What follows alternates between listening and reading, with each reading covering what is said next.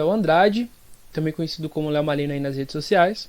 Sou o criador do jogo Sombras e Masmorras e vim fazer esse vídeo agora para explicar para vocês as regras, né, do jogo, como é que ele funciona. No outro vídeo eu expliquei como é que faz a preparação do jogo, para que a gente possa estar jogando aqui no tabuleiro.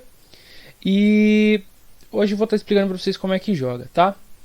Para reforçar, explicando aqui que o Sombras e Masmorras é um jogo de exploração de masmorras, onde o objetivo é nós conseguirmos chegar até a sala final do vilão, né, de um dos vilões, dos possíveis vilões do jogo, que vai ser escolhido aleatoriamente, e derrotá-lo, né, antes que o último marcador de sombra aqui, são 6 marcadores de sombra, antes que o último marcador de sombra seja colocado aqui na peça inicial dos heróis, beleza?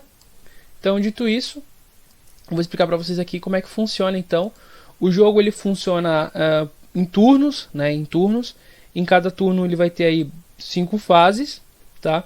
E em cada turno a gente tem aí o nosso jogador inicial, né? O nosso jogador inicial. Então, dentro da ordem do turno, como eu expliquei, nós temos aí 5 fases. A primeira seria a fase de manutenção. Depois nós temos a fase do herói, a fase de contra-ataque do monstro. Depois nós temos a fase de ataque do monstro.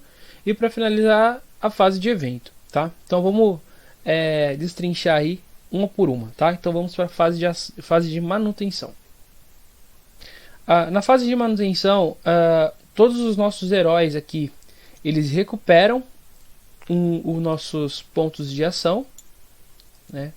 Como eu já expliquei no vídeo de preparação, cada herói tem 3 ações aí durante o seu turno, né? Durante sua fase de heróis. E aí, na fase de manutenção, nós recuperamos aqui os nossos pontos de ação. E além disso, nós removemos qualquer tipo de efeito, né, que tenha sido causado por um ataque de um monstro, alguma habilidade, como fogo, né, que é o incinerar, o gelar ou eletrocutar. Nós removemos aqui o marcador na fase de ação, de manutenção. Se for um veneno, como eu já expliquei no outro vídeo, o veneno ele só é removido caso eu utilize um antídoto, né, uma poção de antídoto para removê-lo. Ou então, se o veneno tiver sido causado por um monstro, se eu derrotá-lo, aí eu removo o marcador de veneno. Ou então, se for por um evento, né, se o efeito do veneno tiver sido causado por um evento, quando a carta de evento ela for removida do jogo. Essas são as formas possíveis de a gente estar removendo aí o efeito do veneno. Ok? Então essa seria a nossa fase de manutenção. Vamos agora para a fase do herói.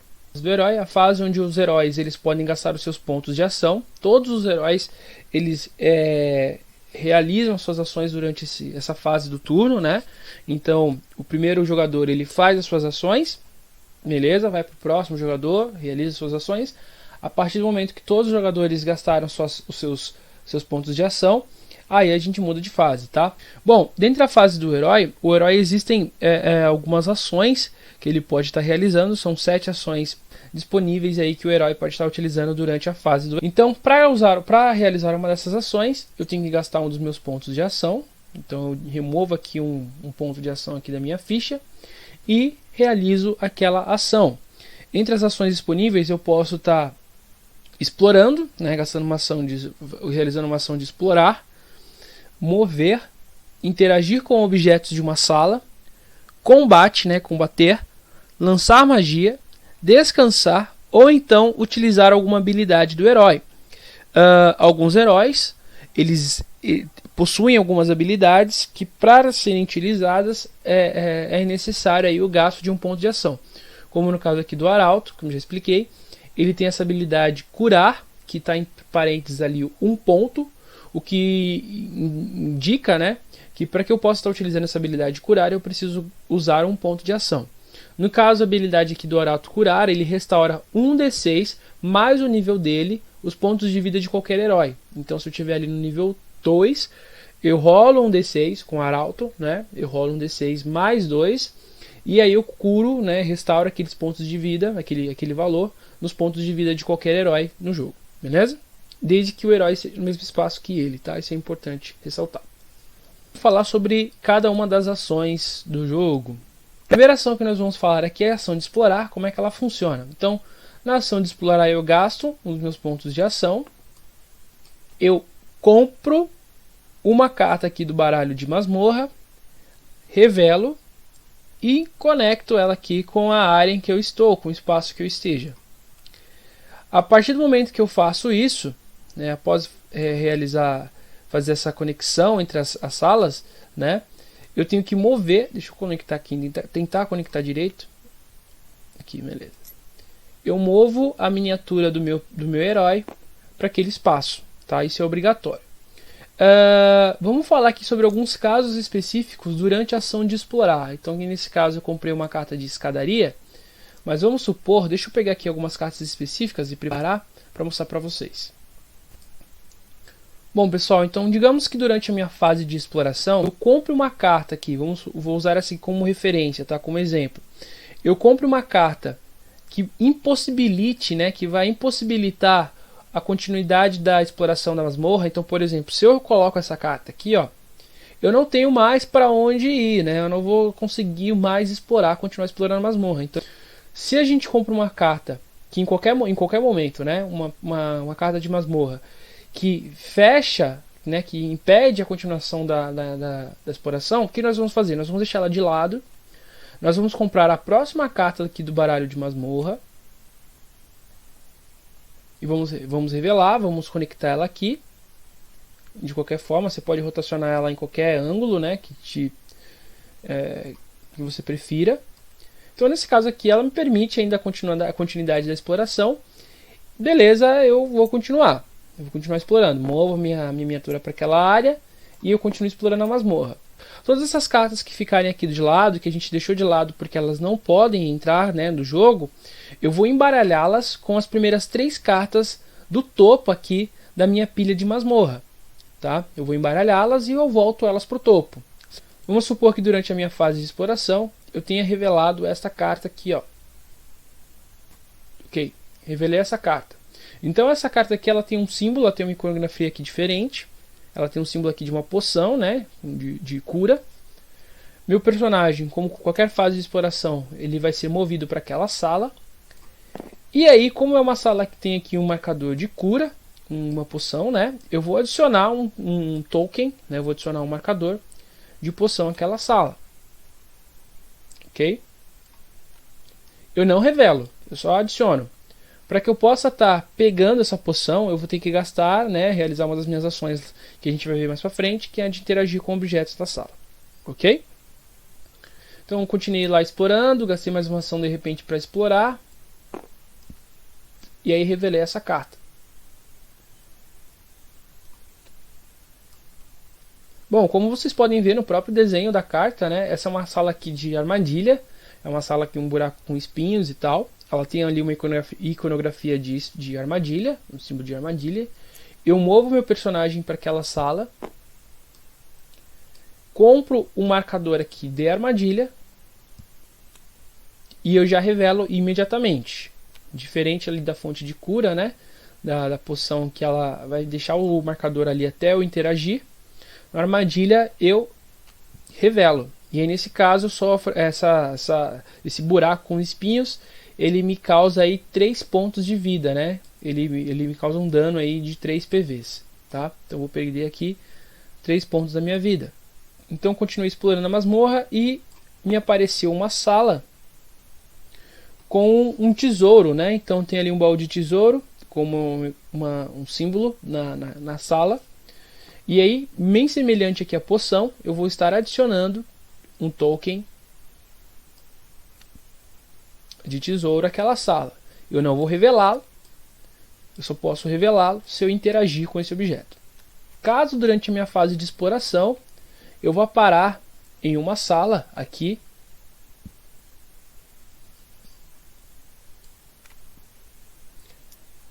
vamos lá, explorei, movo meu personagem, uma sala que tem iconografia de monstro, né? Então tem ali um monstro. Então o que eu vou fazer? Eu vou adicionar um token, um marcador. Opa, peguei todos. Quero um. Então eu vou adicionar um token de monstro nessa sala, indicando que tem um monstro ativo nessa sala. Eu vou revelar uma carta de monstro aqui da pilha de monstros. e vou deixá-la aqui engajada ao meu herói. Então tem um monstro aqui, um esqueleto neste caso, foi a carta que eu comprei, deixa eu mostrar para vocês, ó, engajado aqui ao arauto. Beleza?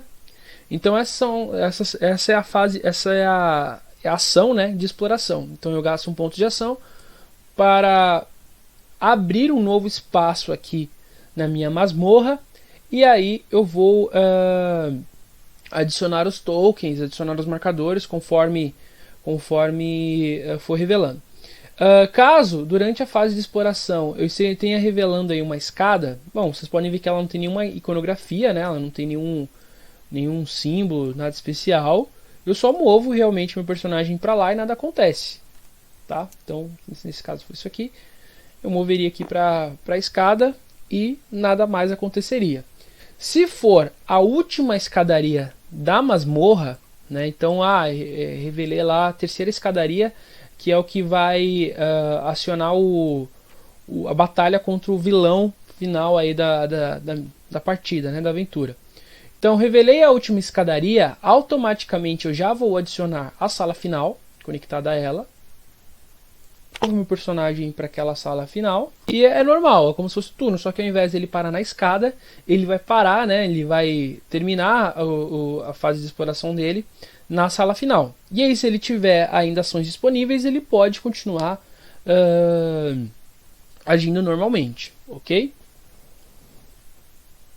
Então essa é a ação de exploração. Na ação de movimento, meu personagem ele pode estar gastando um ponto de ação para estar se movendo um espaço aqui dentro da masmorra. Então digamos que durante a sua fase de movimento, você moveu para uma sala que você já ativou, né? Então no caso aqui eu estou movendo meu personagem para uma sala de uma armadilha que ele já ativou durante a fase de exploração. Ele vai sofrer novamente a penalidade daquela sala? Não, ele não vai. Da mesma forma que se ele mover para uma sala de tesouro, ele não vai achar um tesouro de novo. E se ele for mover para uma sala de um monstro que ele já eliminou, não tem mais monstro naquela sala, ele não vai enfrentar um novo monstro, ok? Então, isso é bem importante. Fase de movimento, se você já explorou a masmorra, fase de movimento é diferente da fase de exploração. O movimento, você se move pelas salas já reveladas, pelas áreas já reveladas de uma masmorra. Então eu gasto um ponto de ação para cada área, né, que eu quiser mover aqui, para cada espaço que eu quiser mover meu personagem. Como é que funciona então a interação com objetos? Então vamos supor lá que durante a nossa fase de exploração nós tenhamos revelado essa sala aqui, que é uma sala com fonte de cura. Nós adicionamos aqui o marcador, né, da poção. E aí o que eu vou fazer? Eu gasto um ponto de ação do meu personagem, já gastei aqui um ponto de ação, né? Coloquei aqui de lado, para revelar essa poção. Então aqui eu, no caso, eu ganhei uma poção que me concede 3 pontos de vida. Eu vou pegar o token aqui, um marcadorzinho, né? E vou adicionar na poção mais 3, que é a que eu acabei de receber. Quando eu pego uma poção, eu não curo imediatamente a minha vida, tá? O que eu vou fazer vai ser adicionar aqui na minha ficha um token indicando que eu tenho uma poção para ser usada. E eu posso usar essa poção em qualquer momento.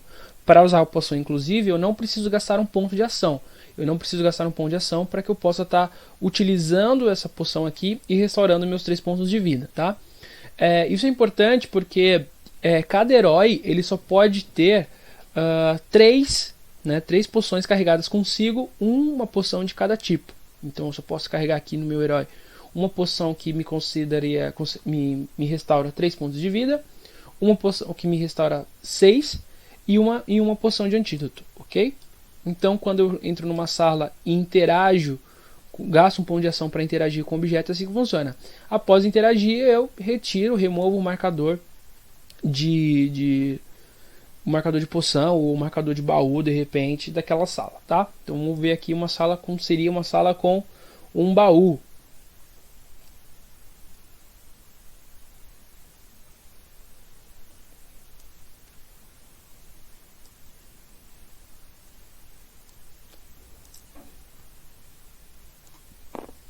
Ok, então digamos então que eu tenha, durante a minha fase de exploração, eu tenha revelado uma sala aqui com um tesouro, né? Uma sala com um baú, com iconografia de baú. eu vou adicionar ali então um marcador de baú, um token de baú, e aí eu gasto uma ação, gasto um dos meus pontos de ação, para estar revelando, interagindo com esse baú. Tá? Então, gastei um ponto de ação, revelo. Nesse caso aqui eu peguei um baú vazio, mas se eu tiver um pouco de sorte, deixa eu pegar aqui um comum, se eu tiver um pouco de sorte, eu posso pegar aqui esse baú, né? Só tem um baú vazio dentre os tokens, né, de baús. Nesse caso aqui eu receberia um item da pilha do baralho de tesouros, e além disso, por achar esse tesouro, eu ganho mais 2 pontos de XP, tá? Então, com um baú, geralmente, eu compro um item aqui da pilha de tesouros, né? Se eu revelar ali deixa eu pegar aqui. Revelaria um item, adicionaria ele na minha mochila. Importante informar que esses itens, né, esses equipamentos, eu só posso carregar 3 comigo na minha bolsa, na minha mochila.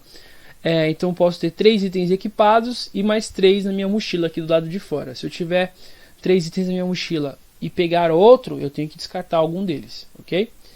E eu posso estar trocando os itens da mochila com os itens na minha que são equipados, sem também não preciso gastar pontos de ação para fazer isso, ok? Em ação de exploração, eu me deparei com uma sala com um monstro, né? Como eu já expliquei, na sala do monstro eu vou adicionar um token aqui de monstro, indicando que tem um monstro ativo nessa sala, e eu pego lá uma carta da pilha do baralho aqui de monstro. Neste caso, eu peguei aqui um esqueleto, né? Como é que funciona a carta dos monstros aqui? Tem a iconografia, indica também o tipo. Neste caso, o esqueleto é um morto-vivo. Isso vai ser bem importante pra gente, principalmente porque a gente está usando o arauto como herói. Aqui indicam os ataques, né, que esse esqueleto ele possui. Então ele possui ataques com os valores 1, 2 e 3 no dado, né? Apresentam aqui também pra gente uma habilidade desse monstro. Nesse caso, esse monstro aqui ele possui um ataque em bando, que eu já vou falar como é que funciona. E além disso, esse monstro ele tem ali os atributos, né, as estatísticas. Então, nesse caso, esse esqueleto ele tem 5 pontos de vida, ele tem defesa 5 também, e ele me concede 2 pontos de experiência se eu derrotá-lo, tá? Bom, como é que funciona aqui o bando? O bando, eu vou adicionar marcadores de bando, que é esse marcadorzinho aqui, ó. Deixa eu mostrar para vocês ele com zoom. Ó, esse marcadorzinho aqui. Né? Eu vou adicionar marcadores em cima dessa carta, igual a quantidade de heróis na aventura, mais 1. Então eu vou adicionar aqui 2 marcadores de bando em cima dessa carta. O que indica isso? Indica que não tem só um esqueleto aqui nessa sala. Tem 2 esqueletos nessa sala. Então, para eliminar esse monstro, né, eu tenho que remover esses marcadores de bando. Então, quando eu zerar a vida do monstro uma vez, eu removo um marcador de bando. Quando eu zerar essa vida do monstro novamente, eu removo o segundo marcador de bando, indicando que esses 2 monstros foram derrotados. Ok? Beleza. Vamos lá agora. Como é que funciona então o combate? Eu vou usar aqui minha trilha de vida dos monstros. Como a vida do esqueleto aqui é somente valor unitário, né? Então eu vou adicionar aqui um marcadorzinho aqui no 5 para me controlar a vida dele. E vamos lá. Como é que funciona então a ação de combate? Eu gasto um ponto de ação. Se eu ainda possuir, né? Se eu entrar numa sala e ainda possuir pontos de ação para realizar essa ação de combate. Rolo 2 dados. Os 2 dados azuis aqui que são os dados do herói. E eu vou comparar o valor dos 2 dados, né? A soma dos 2 dados com a defesa do monstro. Se a soma dos 2 dados for superior à defesa do monstro, eu consegui ser bem sucedido no ataque. Então, nesse caso, para causar o dano, eu vou rolar o dado uma vez, vou rolar o D6,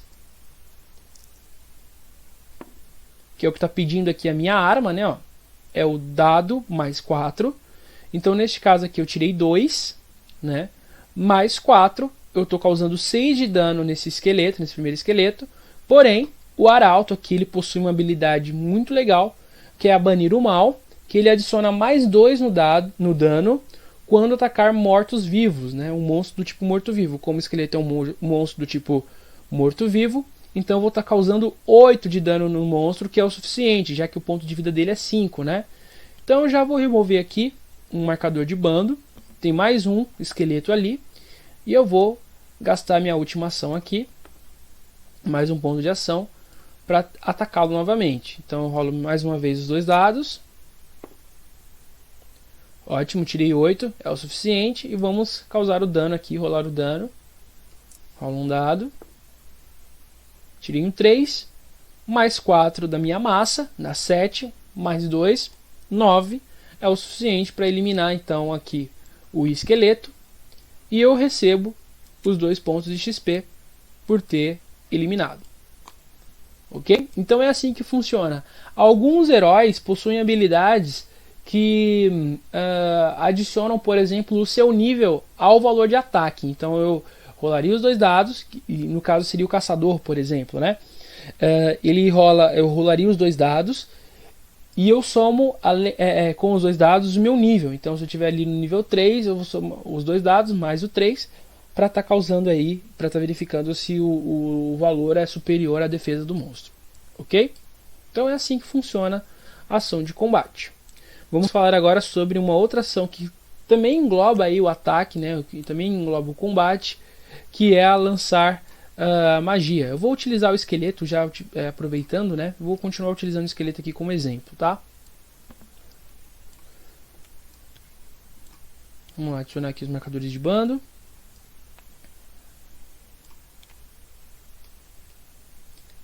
Bom, como é que funciona a ação de lançar magia, né?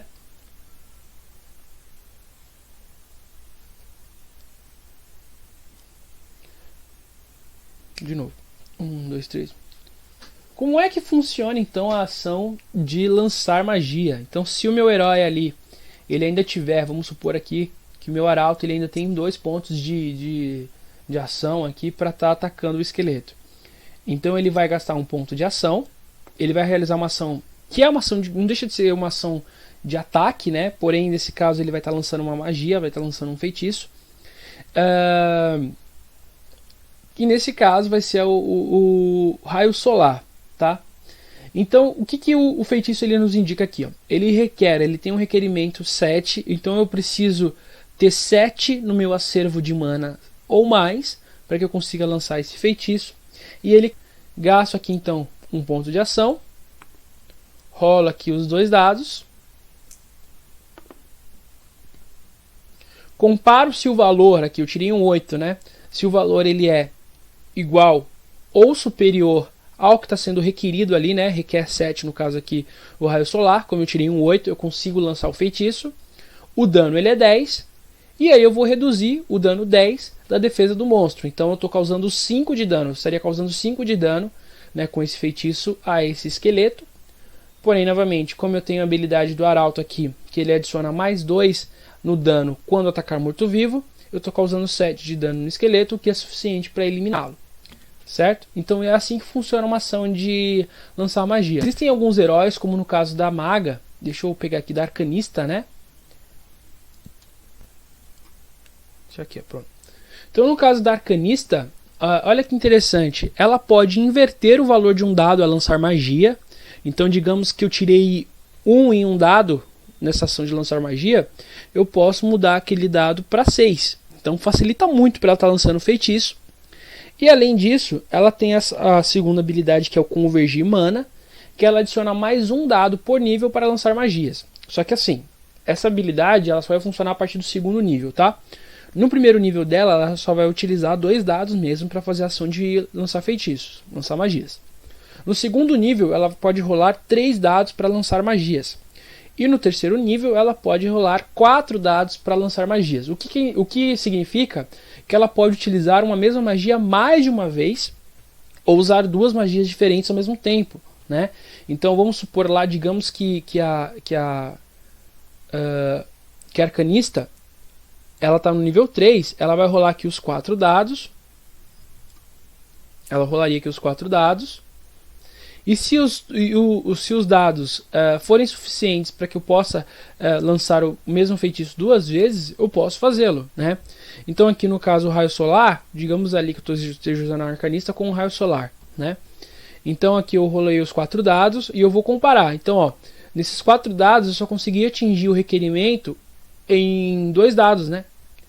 Que aqui o requer 7, então eu consigo aqui lançar o feitiço uma vez. No outro eu tirei 5, infelizmente eu não consigo usar de novo, mas se eu tivesse tirado, eu poderia estar utilizando o feitiço novamente. Então eu causaria 20 de dano em um ataque, é bem devastador, né? Tá? Então é assim que funciona a ação de lançar magias. Bom, vamos falar sobre a ação de descansar. Digamos ali que o meu herói ele combateu ali, ele fez uma ação de combate e tal, ele lutou contra um monstro e tal, ele já estava com um pouco de vida baixa por conta de algum possível evento, enfim.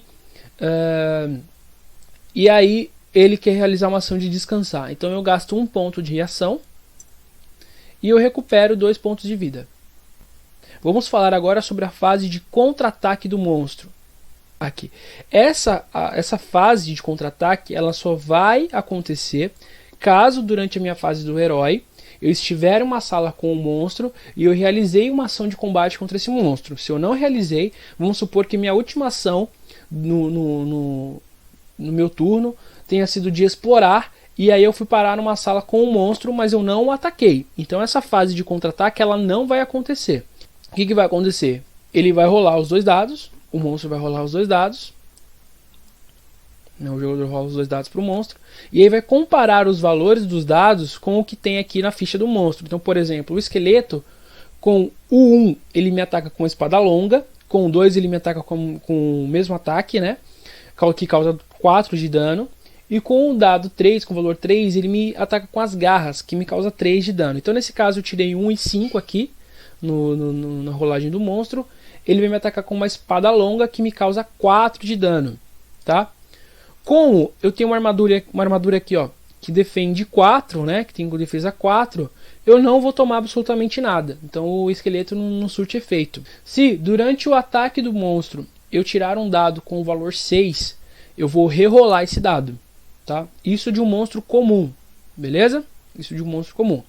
E aí eu vou rolar esse dado com o valor 6 e comparar novamente com os dados, com os ataques aqui que ele tem disponível na ficha dele e ver se ele me ataca de alguma outra forma. Se eu tirar, sei lá, 2 uns aqui, por exemplo, eu rolei os 2 dados e tirei 2 uns. Então ele vai me atacar 2 vezes com a espada longa. Então ele me causa 8 de dano, tá? Ele me causa 8 de dano. Eu reduzo aqui da minha defesa. Tenho defesa 4, então ele me causaria aí 4 pontos de dano, beleza? Se eu rolasse os dados, né, do monstro aqui, tirasse 2, 2, a mesma coisa, ele me causaria 8 de dano porque ele me atacaria 2 vezes com a espada longa. Se eu tirasse 1 ou 2, a mesma coisa, ele me atacaria 2 vezes com a espada longa, 8 de dano, ok? Então é assim que funciona o contra-ataque do monstro. É a mesma coisa, tá, para os vilões. Então vamos supor aqui que eu esteja lutando com um vilão. Deixa eu comprar aqui uma carta de vilão. Ok, então eu esteja lá lutando contra o vilão, né? Estou na sala final, vou lutar aqui contra o vilão. O vilão, eles são muito mais poderosos em primeira instância porque eles têm muito mais vida. Como vocês podem estar vendo, a Nagate aqui, a Imperatriz Serpente, ela tem, por exemplo, 60 pontos de vida. Ela tem 8 de defesa, o que fica mais difícil de acertá-la, né? E mesmo que eu use feitiços, por exemplo, é bem complicado de causar dano, né? De causar um dano legal. E ela ataca, ela tem aqui ataques para todos os valores, né, todas as faces do dado. Então é a mesma coisa, se eu tiver numa sala contra um vilão, numa sala lá com um vilão, e eu realizei já todas as minhas ações, e uma dessas ações foi de combate contra esse vilão, eu dou a possibilidade de ele me contra-atacar. Então ele vai rolar os 2 dados, vai comparar os valores com a ficha. Então nesse caso o 2 ela me ataca com as garras, que causaria 3 de dano, e ela ativa aqui, ó, com o 6. Ela não vai rerolar esse 6, tá? O vilão ele não rerola o 6. Ele vai ativar aqui, ele vai adicionar um marcador ali naquela ficha de controle, nessa guia de poder dos monstros. Então eu tirei um 6, eu vou adicionar um tokenzinho aqui, um marcador, nesse poder dos monstros. ela está começando a carregar, né, a ativar ali a sua habilidade. Quando houverem 4 marcadores ali roxos, né, ali no poder dos monstros, ela vai ativar então essa habilidade que está na caixa cinza, né, nessa caixa escura, que é o seguinte: ela elimina o último herói que causou o dano. Então ela contra-atacou, beleza, tirou um 6 ou um 5, adiciona aqui um marcador, adiciona mais um marcador. Se houverem 4 marcadores, ela vai ativar de fato esse efeito, que é eliminar o último herói que causou dano. Então o último herói que causou dano nela morre, perde todos os pontos de vida e adiciona lá um marcador de sombra aqui no tile, no ponto inicial dos heróis. Próxima fase, que é a fase de ataque mesmo dos monstros. Antes de irmos para a fase de ataque dos monstros, só deixar claro uma coisa que é muito importante para um herói só. Então, por exemplo, se o arauto, vamos supor aqui que nessa sala, vou dar um exemplo aqui bem claro, tá? Se nessa sala tivéssemos aqui 2 heróis, o caçador aqui e o arauto, tá? O caçador e o arauto. Porém, o único que realizou uma ação de combate contra o esqueleto aqui tenha sido o arauto, tá? O caçador não. Só o arauto que realizou uma ação de combate contra esse monstro, tá? Então o esqueleto ele só vai contra-atacar o arauto, beleza? Quando é contra-ataque, ele é direto a quem o atacou. Então, se o caçador e o arauto tivessem atacado o esqueleto, ele contra-atacaria os dois. Ele rolaria um contra-ataque para cada um. Beleza? É assim que funciona o contra-ataque. É diferente do ataque, porque o ataque, o monstro, ele realiza um único ataque para que todos os heróis se defendam. Então, vamos lá. Vamos falar agora sobre a próxima fase, que é a fase de ataque dos monstros.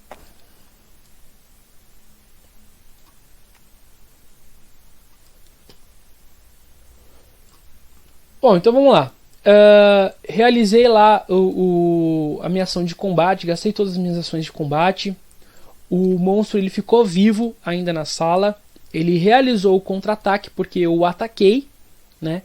E depois dele ter realizado a ação de contra-ataque, agora vem a fase de ataque, tá? Então ele vai fazer a mesma coisa. Ele vai rolar os 2 dados, comparar com o valor na sua ficha. E aí todos os heróis vão ter que defender esse ataque. Então nesse caso aqui, o esqueleto ele ataca todos os heróis na sala com uma espada longa, causando 4 de dano. Como se ele atacasse 2 vezes, né? Se eu ataquei o inimigo durante a minha fase do herói, ele me contra-ataca. E após a fase de contra-ataque, vem a fase de ataque do monstro, certo? Então isso é bem importante ficar aí claro. Então se eu ataquei um monstro durante a minha fase, eu basicamente estou dando a possibilidade de ele me atacar 2 vezes. Uma do contra-ataque e a outra do ataque mesmo. Bom, e a última fase do jogo é a fase de evento. Então eu compro aqui uma carta do deck de evento.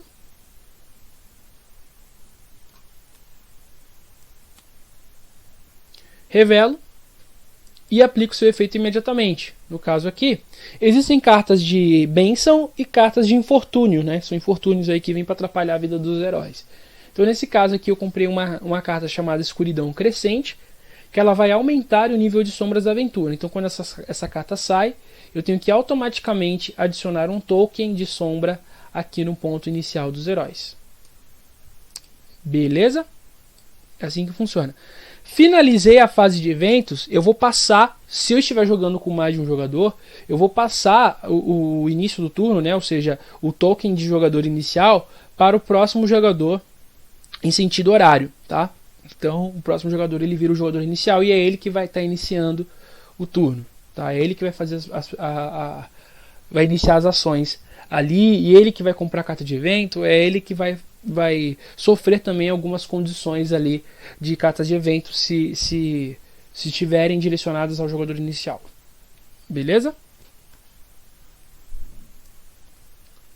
Bom, para a gente finalizar esse vídeo de como jogar, de regras, eu vou explicar rapidinho para vocês como é que funcionam aqui os status, né?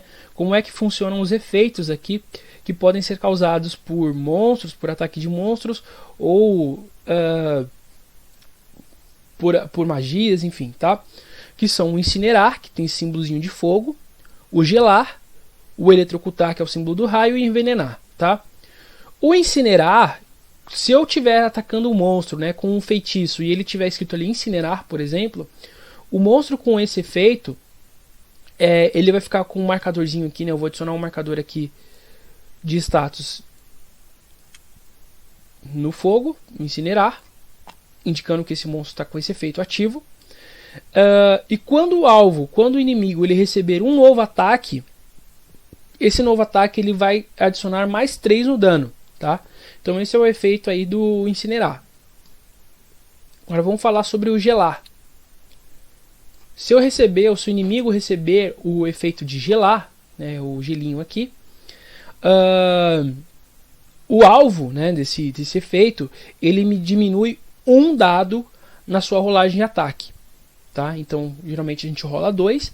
Se eu estiver congelando, né, gelando, eu só vou rolar um dado. Ok? O envenenar, no início do turno, né, se eu tiver que... para cada ação que eu for realizar, né, durante o meu turno...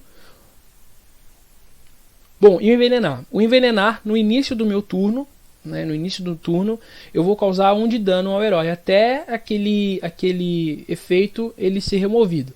Lembrando que envenenar, no caso dos monstros, ele só sai quando o herói ele é morto, quando o herói é derrotado. E no caso dos heróis, ou se eu gasto aqui um antídoto, né, se eu tomo um antídoto aqui para remover o efeito de envenenamento, ou então quando eu elimino, né, o monstro que me causou aquele efeito de envenenamento, ou então quando a carta de evento que causou aquele efeito de envenenamento ela sai do jogo, ok? E o eletrocutar, o alvo ele perde automaticamente o seu turno, tá? Ele finaliza o seu turno. Então se eu ficar eletrocutado com o meu herói, automaticamente eu perco o meu turno, eu não posso mais realizar nada, passo para o próximo herói.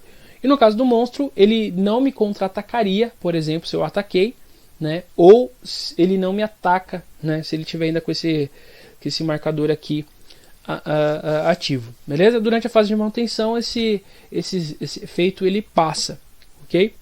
Bom, tem mais um que eu quero explicar aqui para vocês, que é a teia. A teia ela é bem específica, ela só vai acontecer com alguns monstros muito específicos, mas, ou em algumas salas de futuros suplementos aí, né? Eu vou adicionar aqui um token de teia, posso adicionar na ficha, ou então sobre a miniatura do meu herói. Tá? Então adiciona aqui o token de teia e coloca a miniatura do herói sobre ela aqui. Tá? Que não vai ficar muito bom, mas enfim. Tá? Eu vou adicionar aqui a ficha do herói sobre a teia, indicando que esse herói está preso em uma teia. O que acontece se ele estiver preso em uma teia? Né? Eu preciso gastar um ponto de ação, um dos meus pontos de ação, para sair da teia. Tá?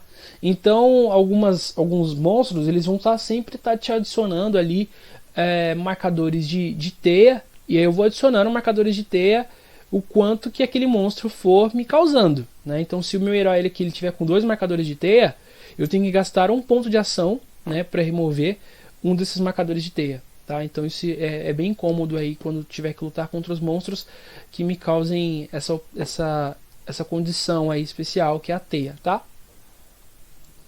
Bom pessoal, então essas são as regras do jogo, tá? Essas são as regras. Espero que tenha ficado claro como é que funcionam as regras, o combate, como é que funcionam as ações e os eventos, né? Em caso de dúvidas, é só estar me mandando mensagem aqui ou comentário aqui no vídeo que eu estarei respondendo para vocês, beleza?